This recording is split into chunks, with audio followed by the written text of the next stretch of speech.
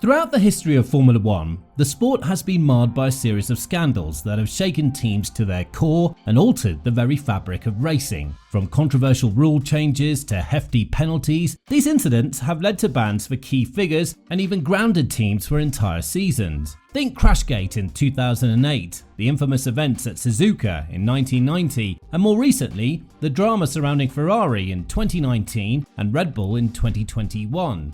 Each scandal not only changed the game, but also raised questions about integrity in the sport, with Christian Horner and Frederic Vasseur launching a request to the FIA to do an investigation about McLaren's flexi rear wing. McLaren had been asked by the regulator to modify its rear wing and avoid a massive scandal. Following the flexible wing that was identified on the rear view mirror on the McLarens, teams were protesting that this was giving the Papaya team a mini DRS on the straights, causing them to gain an advantage every lap. The FIA launched an investigation to deem that wing illegal, pushing the team towards modifying it in Singapore. McLaren issued a statement responding to the FIA decision, saying, "Whilst our Baku rear wing complies with the regulations and pass all FIA deflection tests, McLaren have proactively offered to make some minor adjustments to the wing following our conversations with the FIA. We would also expect the FIA to have similar conversations with other teams in relation to the compliance of their rear wings." So where is the line drawn for the teams to develop the car throughout the season while pushing the rule book, and is the FIA limiting technological and being too harsh on teams? Let us know in the comment section down below. So let's dive into some of the biggest scandals that have loomed over Formula One in the past. Crashgate scandal 2008. Every story has that moment where everything flips upside down, and in this case it was Nelson Piquet Jr. rounding turn 17 on lap 14 of the 2008 Singapore Grand Prix. The Brazilian smashed his Renault into the wall at the exit, triggering a safety car. This gave a massive edge to one man in particular, Fernando Alonso, Piquet's Renault teammate. Alonso had pitted just before the crash, vaulting him to the front of the pack as the rest of the field took advantage of the cheap pit stop under the safety car. Out of nowhere, Alonso, who had started way back in 15th, found himself in prime position. The 2008 rules meant no one could pit under the safety car until the pack bunched up. Alonso took full advantage and went on to win the race, with Hamilton finishing third, while his title rival Massa ended up without points. It seemed like a once-in-a-lifetime stroke of luck for Alonso,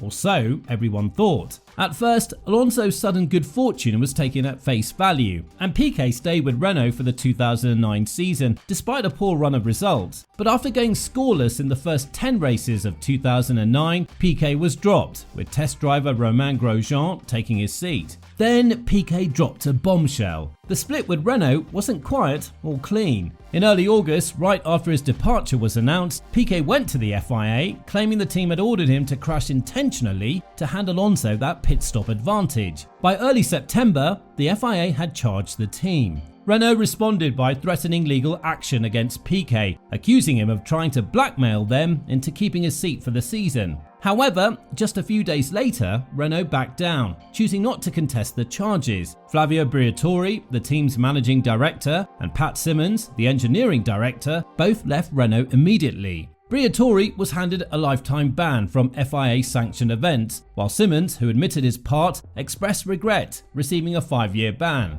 Symonds later returned as Williams' chief technical officer and now serves in the same role for Formula One. As for Renault, the team received a suspended ban, and Alonso, along with his mechanics, was found to be innocent of any involvement. On the championship side, the 6 points Hamilton picked up over Massa in that race were absolutely crucial, as the McLaren driver went on to win the title by just 1 point. Ferrari 2019 fuel scandal. The FIA requires that all cars have a fuel flow sensor, part of their effort to push for more efficiency. The fuel passes through this sensor, which, for the sake of discussion, let's say takes a reading every 0.5 seconds. It doesn't constantly monitor the flow, rather it checks at set intervals. For teams to properly incorporate the sensor into their engine designs, they had to get some insight into how the sensor worked. Ferrari came up with a clever system where they pumped fuel through the sensor in pulses. While the sensor was reading, they sent the legal amount of fuel through. But in between readings, they squeezed in extra fuel,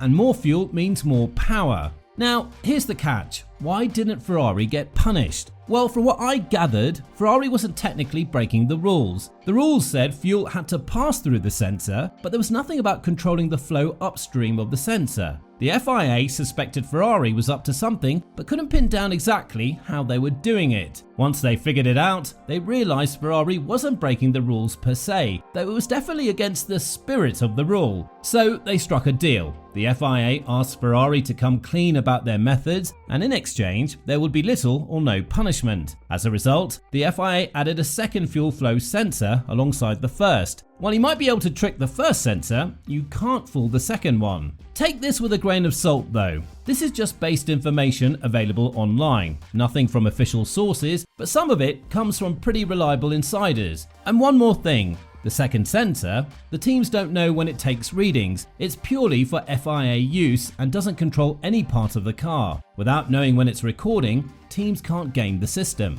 While Ferrari technically didn't break the rule about fuel passing through the sensor, and if this theory is true, they were exceeding the maximum fuel flow, which is against the rules. The reason they likely weren't punished is that the FIA couldn't prove they were cheating because Ferrari tricked the sensor, their tool for verification. The only clue of cheating was Ferrari's engine performance in 2019 before the second sensor was added, but that wasn't enough proof. It's like robbing a bank but leaving no solid evidence behind. The authorities might find out you had the tools to pull off the heist, but without proof or the stolen money, they can't charge you. But at the end of the day, if you robbed the bank, you still committed the crime. If Ferrari pushed more fuel past the sensor than allowed, they still broke the rules. And yet, this doesn't quite explain why Ferrari's engine performance dropped significantly in 2020 compared to the end of 2019. This suggests there may have been more rule breaches by Ferrari and possibly more punishment behind closed doors. Red Bull Flexi Wing 2021. Memory updated. In 2021, the controversy surrounding Red Bull's flexible rear wing ignited a fierce debate within the Formula One community. The team unveiled a design that appeared to bend under load, significantly reducing drag during straightaways, particularly highlighted at the Spanish Grand Prix. Although the car passed initial FIA tests, onboard footage suggested the wing flexed noticeably, raising eyebrows among rival teams. Now, Article 3.9 of the FIA's technical regulations aims to limit how much bodywork can flex under pressure. This regulation gives the FIA the authority to reassess components if there's suspicion of movement during the race. Following the uproar, the FIA decided to explicitly ban flexible wings, starting with the French Grand Prix on June 21, 2021. This meant Red Bull would need to develop a new design, but they were allowed to use the controversial wing in the upcoming races in Monaco, Azerbaijan and Turkey, giving them a bit of breathing room. Lewis Hamilton, the championship leader at the time, was quick to point out that the bendy wing gave Red Bull an advantage, claiming it helped them gain at least 3/10 in qualifying. Meanwhile, Red Bull team principal Christian Horner defended the wing, asserting that it had passed all necessary tests and casting doubt on whether Hamilton's criticisms were genuine or influenced by rival team pressures, particularly from Mercedes' Toto Wolff. The situation mirrored past incidents in Formula One, where teams exploited grey areas in the rules, reminiscent of Ferrari's fuel flow sensor scandal. Just as Ferrari pushed the limits of the regulations while maintaining a facade of legality, many believe Red Bull's flexing wing treaded a fine line between legal and illegal. In response to these concerns, the FIA introduced stricter load tests to ensure compliance and to prevent teams from bending the rules, both literally and figuratively. As the 2021 season progressed, it became evident that the governing body was willing to adapt its regulations to maintain fair competition and preserve the integrity of the sport, echoing a long-standing tradition in Formula One of constantly evolving rules in response to innovation and competition. And thus Red Bull was forced to change their flexi wing. Suzuka 1990. Now, one of the most infamous moments in F1 history unfolded at the 1990 Japanese Grand Prix when Ayrton Senna secured the World Championship in a highly controversial way. At Suzuka, Senna collided with his rival Alain Prost at the first corner, knocking both out of the race. For 3 straight years, Senna and Prost had battled for the title in Japan, with Suzuka being the decider once again. Senna had qualified on pole, but was furious that the starting position was on the right side of the track, a spot with less grip. He had lobbied for the pole to be moved to the left, but after securing the top spot, the decision was reversed. Seeing it as a political move by FISA president Jean-Marie Balestre, Senna's Senna's frustrations boiled over. Prost got the jump at the start, and Senna, determined not to let the championship slip away, dived into Prost's car at 130 mph in the first corner. Both cars were wrecked, but the race continued, and with Prost out, Senna was crowned champion. The crash was seen as a response to the controversial end of the 1989 season, when Prost took Senna out at Suzuka, causing Senna to be disqualified after rejoining the track illegally. In 1990, the tables turned, and Senna's aggressive move sealed his title. While many condemned Senna's tactics, Balestra admitted there was no rule violation to disqualify him, leaving the incident as one of the sport's most notorious moments. Despite his brilliance, Senna's ruthlessness at Suzuka marked a dark chapter in his career, demonstrating the extremes he would go to win. McLaren Rear Wing 2024.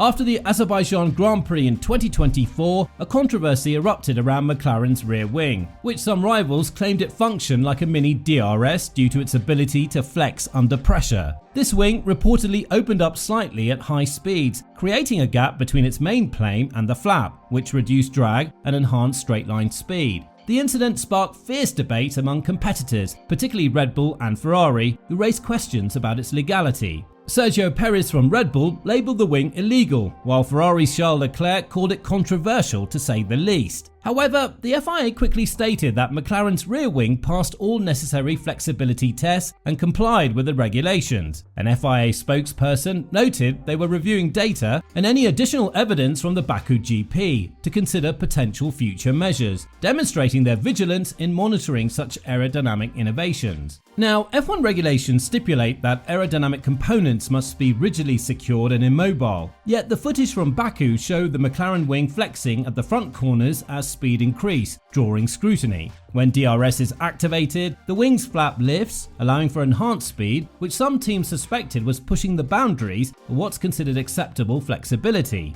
In light of these concerns, the FIA emphasised that it closely monitors bodywork flexibility across all teams and retains the authority to request modifications at any point in the season. If a team passes all deflection tests and complies with technical directives, they're considered compliant, but the governing body is ready to implement regulatory changes if necessary.